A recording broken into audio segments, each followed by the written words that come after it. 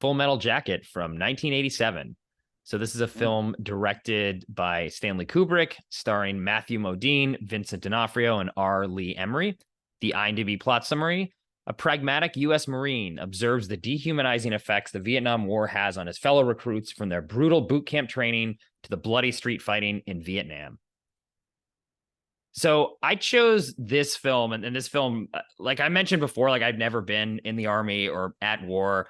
And what this movie, I think, helped me kind of put myself in the mindset of someone going off to war and what that process might be like, especially when it comes to the training that you have to go through. And this movie is a movie in two parts. There's a whole first half that's about the Marine training camp, and you get to see what that experience is like, which is something that, I'm assuming is authentic, and I've read is. That I've never obviously experienced this. So it's a way for me to see, okay, what it would be like to be, a Marine going through training. And then the second half is the Marines in the front, and, fighting in the war. And you see how they were changed by that training camp that they were in, and then how they then respond in the front because of how they were conditioned in the training camp. So while it was mainly the first part of the film that helped me sort of understand, okay, well, this is what it must be like, and this is what it would be like if I was in that situation, like Matthew Modine, and sort of going through and getting programmed to be a soldier, more so than second half, which I actually really do like too. I think the two halves of the movies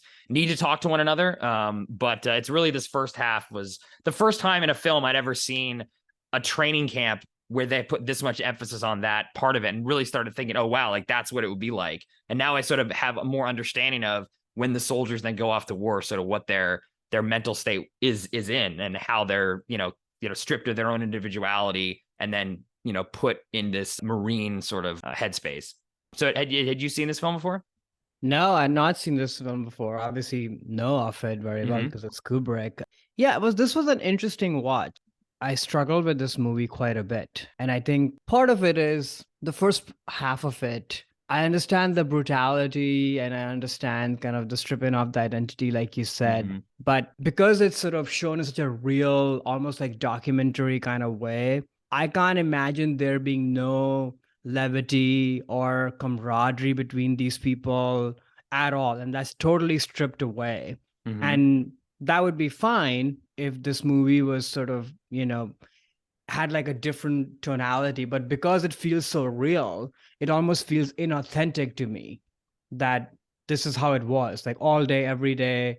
These people didn't even have a conversation. They didn't even share a joke. They didn't even have anything else going on, which seems totally unreal to me because it's still human beings at the end of the day. And then secondly, I found the performances, like especially Vincent D'Onofrio's portrayal, like a school play acting, like Oh, really? bad. Oh, okay. This whole kind of thing in the bathroom and his final scene and such, like all of it just didn't.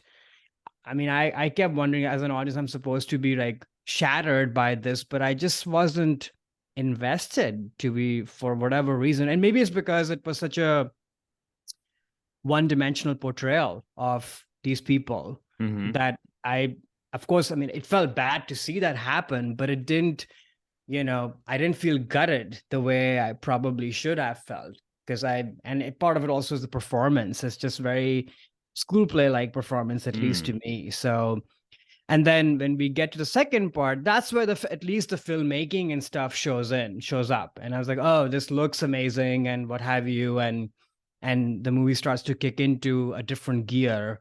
But I don't know. Overall, maybe I'm also like, because everybody, including you, and rightfully so, is sort of Kubrick's whatever. And maybe I have too much of that baggage in my mind now, because I haven't watched all of his stuff. And I was like,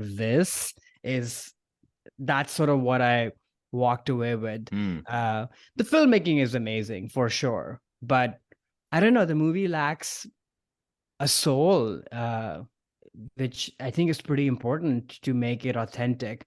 You don't need so much of that maybe in the second half, and the second half worked better for me. Oh, interesting. Not the first half. Yeah, so I again view the first half as their souls are getting stripped out, right? Like there's even a line that the drill instructor has of, a gun is only a tool. You need a hard heart to kill. And it's like, how do you get in the mindset where you will go off somewhere else and murder someone you don't know? Yeah. And that's something I just struggle with even myself. Like, I don't understand how I could ever do that. But then you watch this and you see, oh, okay, well, they have to, strip the opening scene where they're all getting their head shaved. There's kind Yeah. of like they're going back to looking like babies because they're just little kids who know nothing, and their brains are sort of emptied out of all their individuality and all of Yeah. their, what identified them as themselves, and then instead poured in this like formula of, okay, well, this is your rifle, this is what you do, it's all the things that you need to just be a killer, which is what, again, the drill sergeant is telling them. So I think that's probably why they decided not to make this about, oh yeah, the camaraderie, oh, everyone's at boot camp, we're having a good time. It's like, no, like Doesn't have to be this a is good very, time. very It can difficult. just be real. And I would also say, like, show some more battalions with other trainers and such too. I mean, this, because it's so quote unquote authentically portrayed, and even you sort of said this is how it must be. Like, Mm-hmm. not all trainers are, racist or what have you. It's sort of I don't know, because it's portrayed so authentically. I feel like such movies they have this danger of Mm, making people think, oh, this is how all of it is, it always is this way.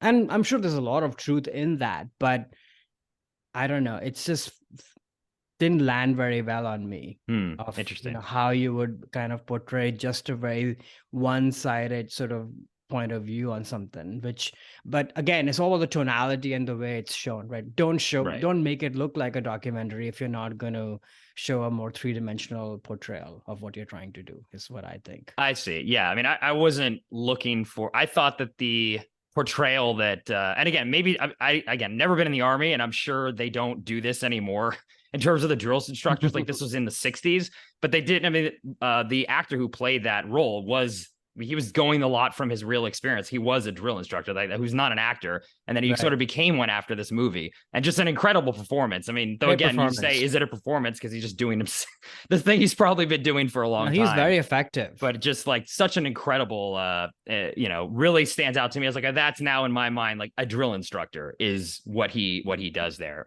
Right. The other thing that strikes me a lot about this film too, that I think about, is the fact that it's all about, right, like, how do you get someone to kill, right, like get them in that mindset. But the kills that are in this movie, there's really kind of three that they focus on, and neither of those three kills that they have are some sort of glamorized, what you would imagine in your mind. Like, the first one is a murder, second one's a suicide, and then the third one is a mercy killing when they kill the young girl at the end who's dying and asking to be killed.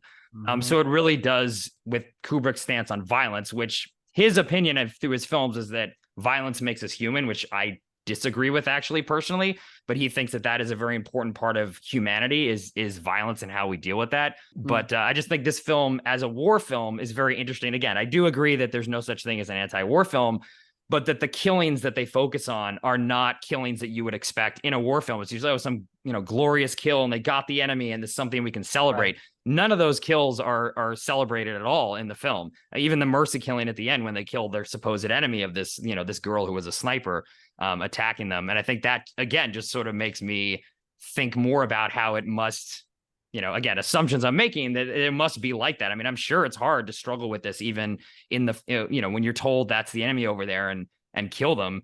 It can't be that easy where you just do it and then kind of move on. You must have some kind of psychological struggle in that. And I do like that they focused on these three killings of not being anything glamorized or heroic at all. They're not the killings they're being trained to do, right? They're being trained to go out there and kill the enemy, but instead it's a murder, suicide, and then a mercy killing, not anything their training taught them. And that always resonated a lot with me too, about like, wow, like, yeah, this is not going to be an easy thing. Even if you go through this training that is trying to help you make it easier for you to do this, it's still never easy, because, violence, I personally don't think is something that is part of what makes us human. So we have to struggle with that. And I think a war and killing in that sense is a very difficult thing, I would imagine, to have to deal with. Again, I can't speak to that personally, but after watching this film, that just makes me think those things.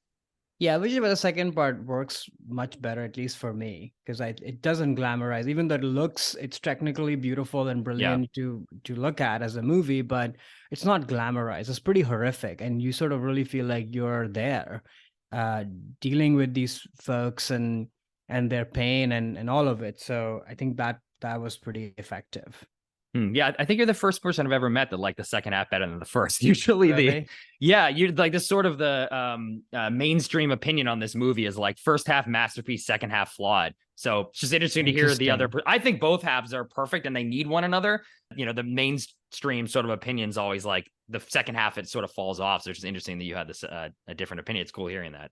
I think I go back to the performances from especially Vincent D'Onofrio, not to pick on him. Just didn't work for you. Yeah. It just didn't work. I was like, oh my gosh, now I'm bad. That was sort of the performance in my mind. It just didn't work on me. And that was the letdown. Well, hopefully he's not listening or takes offense to that. Probably hopefully he is listening. It just, isn't too offended by that. No.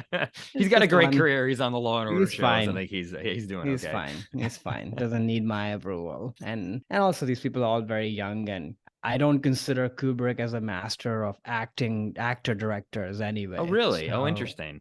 Huh, but this is based on my limited view of his movies. Huh. We'll have to unpack that in a future episode. I think that could be a whole other discussion. Hey there, it's Alex. If you like the review and discussion Karan and I just had, make sure you subscribe to our channel, Movies That Shaped Us, to get full episodes.